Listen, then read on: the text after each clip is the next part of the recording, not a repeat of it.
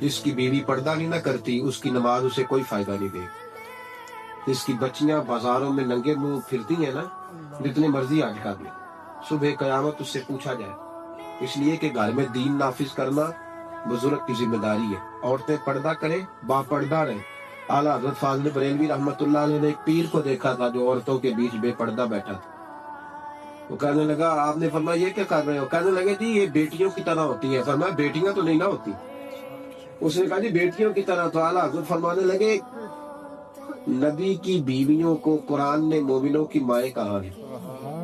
تو وہ ماں جب حضرت عبداللہ ابن مکتوم نابینا سے آبی اس ماں کے پاس آئے تھے تو حضور نے فرمایا تھا پردہ کرو. تو فرمایا جس کو قرآن نے ماں کہا ہے جب اس کا پردہ باقی ہے تو یہ تو بیٹی کی طرح ہے. یہ بے دین لوگ ہیں جو اس طرح کی چیزیں پھیلاتے ہیں. عورت کا پردہ بڑا ضروری ہے، یاد رکھو.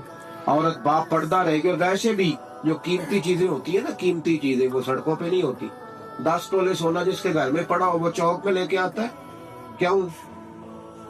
قیمتی ہے. 10 لاکھ روپیہ پڑا ہونا تو یہاں سے آپ جائیں نا دوسرے گاؤں تو گھر رکھ کے جاتے ہیں. کیوں بلا؟